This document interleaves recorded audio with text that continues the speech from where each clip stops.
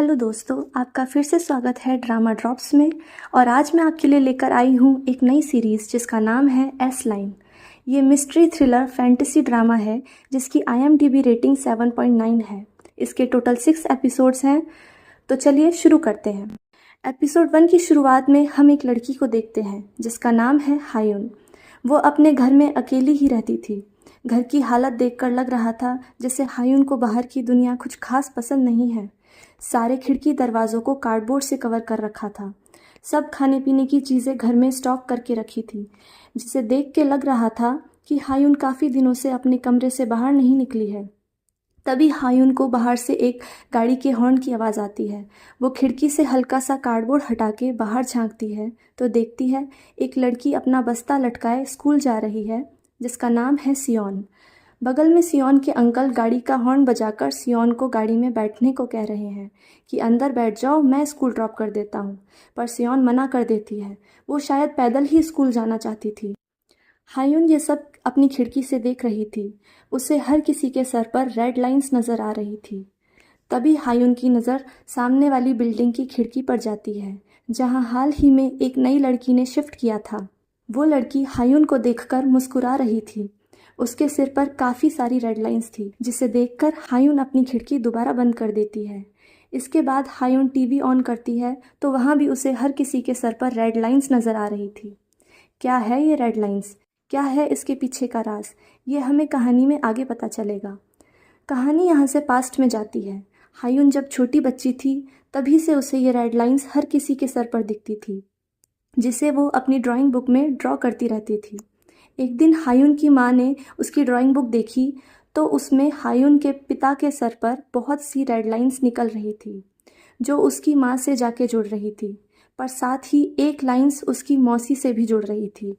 ये देखकर उसकी माँ समझ जाती है कि उसके पति और बहन के बीच में कोई तो कनेक्शन है, और वो गुस्से में आकर अपने पति को जान से मार देती है। इतनी छोटी सी उम्र में ये हादसा देखकर हायुन ये समझ जाती है कि ये रेड लाइंस बहुत खतरनाक और बुरी चीज़ है, जिसने उसके परिवार को बिखेर कर रख दिया। समय के साथ धीरे धीरे हायुन को इन रेड लाइंस का मतलब समझ में आने लगता है। ये रेड लाइंस दो लोगों के बीच का रिलेशन दर्शाती है। ये ऐसी लाइंस है जो परमानेंट है। जिसके सिर पर जितनी ज़्यादा रेड लाइंस, उसका मतलब उसके उतने ज़्यादा रिलेशनशिप रहे हैं। हायुन बचपन से हर किसी के सर पर रेड लाइंस देख देख के परेशान हो चुकी थी। दुनिया में हर तरफ उसे सिर्फ ये लाल रेखाएं ही नज़र आती थी, जो उसे बचपन में हुए हादसे की याद दिलाती थी। हायुन हार थक के अपनी ज़िंदगी का अंत करने का सोच लेती है। वो अलग अलग तरीके ट्राई करती है सुसाइड करने के। कभी बिल्डिंग से कूदना, कभी फांसी लगा लेना, तो कभी हाथ काट लेना। पर हर बार उसे कोई जादुई शक्ति बचा लेती। फिर हायुन ये डिसाइड करती है कि मुझे ये शक्ति वैसे भी मरने नहीं दे रही है, तो मैं अब ये पता लगा के रहूँगी कि ये रेड लाइंस किसने बनाई है। ये केवल मुझे दिखती है या मेरे जैसे और भी लोग हैं, और मैं इस श्राप को कैसे तोड़ सकती हूँ। यहाँ से कहानी दोबारा प्रेजेंट में आती है। बाहर कोई घंटी बजा रहा था। हायुन दरवाजे के पास जाके देखती है तो वो वही नई पड़ोसी थी जो हायुन के लिए ताज़ा फल लेके आई थी। वो हायुन से दोस्ती करना चाहती थी, पर हायुन ना तो कोई जवाब देती है ना दरवाज़ा खोलती है। तो वो नई पड़ोसी फ्रूट्स वहीं छोड़ के चली जाती है। हायुन उस पड़ोसी के जाने के बाद हल्का सा दरवाज़ा खोल के फ्रूट्स की थैली अंदर खींच लेती है। काफ़ी टाइम बाद उसने ताज़ा फल खाए थे। महीनों से पड़ा घर में पैक्ड फूड ही उसका डेली का खाना होता था, पर आज ये ताज़ा फल खा के उसको काफ़ी अच्छा लगता है। फिर हमें स्कूल का सीन दिखाया जाता है, जहाँ स्कूल की बिल्डिंग की छत पर कुछ दबंग लड़कियां मिलकर एक लड़की को पीट रही थी। उसे परेशान करके उससे पैसे मांग रही थी। ये लड़की और कोई नहीं, वही सुबह स्कूल जाने वाली लड़की सियोन है। उनमें से एक बॉस लेडी सियोन को धमकाती है कि कल तक पैसे ले आना, वरना अगली बार इससे भी बुरी हालत कर देंगे। अगले सीन में हमें सियोन के अंकल को दिखाया जाता है। उनका नाम है डिटेक्टिव हान। वो एक क्राइम सीन पर छानबीन कर रहे हैं जहां एक लड़की की मौत हुई है। तभी उन्हें पता चलता है कि ऊपर के फ्लोर पर रहने वाले एक इंसान ने एक आदमी को यहाँ आते देखा था, जिसने ब्लैक हेलमेट लगा रखा था। यहाँ से सीन शिफ्ट होता है जहाँ हायुन अपने घर में टीवी पर उसी लड़की की मर्डर की न्यूज़ देख रही है, जिसमें उस ब्लैक हेलमेट वाले कातिल के बारे में बताया जा रहा है। उसी रात हायुन अपनी खिड़की से देखती है कि एक वैसा ही आदमी काला हेलमेट लगाए उस पड़ोसी के अपार्टमेंट नंबर 204 में जा रहा है। हायुन डर जाती है और वो पुलिस को कॉल लगा देती है, पर जब वो अपनी खिड़की से उस पड़ोसी और हेलमेट वाले लड़के को गले लगते हुए देखती है तो उसे एहसास होता है कि उसने गलत समझ लिया, ये तो पड़ोसी लड़की का बॉयफ्रेंड है। तो वो जल्दी से पुलिस को लगाया कॉल काट देती है। अगले दिन डिटेक्टिव हान को खबर मिलती है कि उसी की कॉलोनी में रहने वाली एक लड़की ने पुलिस स्टेशन में कल रात कॉल किया था।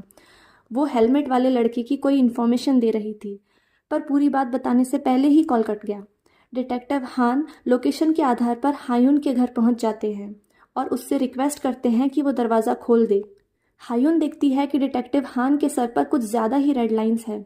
इतनी रेड लाइंस उसने आज तक किसी के सर पर नहीं देखी, तो वो डर जाती है। पर डिटेक्टिव हान कहते हैं कि उसे जो भी हेलमेट वाले आदमी के बारे में पता है वो सब बता दे, उससे केस सॉल्व करने में हेल्प मिल सकती है। ये किसी की जान का सवाल है। ये सुनकर हायुन दरवाज़ा खोल देती है। उसने एक काला चश्मा लगा रखा था ताकि जब वो बाहर की दुनिया देखे तो उसे वो रेड लाइंस नज़र ना आए। हायुन कल रात घटी सारी बात डिटेक्टिव हान को बता देती है कि कैसे उसे मिसअंडरस्टैंडिंग हो गई थी, इसीलिए उसने कॉल कट कर दिया। अगली रात हायुन फिर उसी हेलमेट वाले लड़के को 204 अपार्टमेंट में जाते हुए देखती है, पर इस बार नज़ारा कुछ और था। वो लड़का उस पड़ोसन पर हमला कर देता है। ये देखकर हायुन डर जाती है। वो पुलिस को कॉल लगाने की कोशिश करती है, पर उसका फ़ोन स्विच ऑफ था। उसे समझ नहीं आता कि अब वो आगे क्या करे। उसकी आंखों के सामने पहले भी किसी की जान गई है, वो ये दोबारा नहीं होने देना चाहती थी।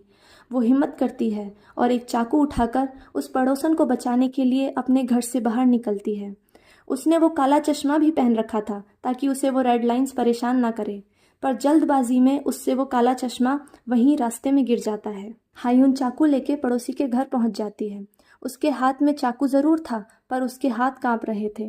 इस चीज़ का फ़ायदा उठा के काले हेलमेट वाले लड़के ने हायुन से उसका चाकू छीनकर उसी पर हमला कर दिया और फिर दोबारा पड़ोसन का गला दबाने लगा।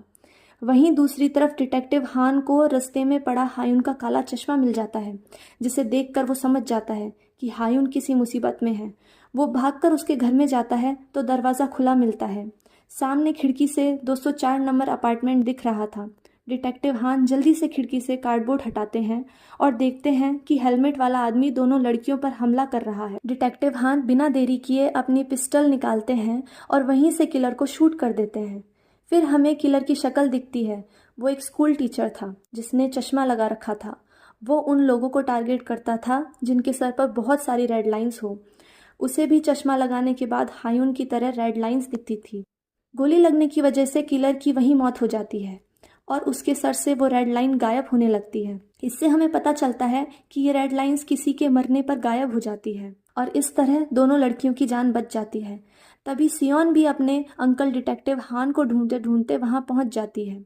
हायुन और सियोन दोनों मिडिल स्कूल में साथ में पढ़ते थे, पर जब से हायुन की माँ उसके पिता का मर्डर करके भाग गई थी तब से उसने स्कूल जाना छोड़ दिया और वो अकेले घर में रहने लगी।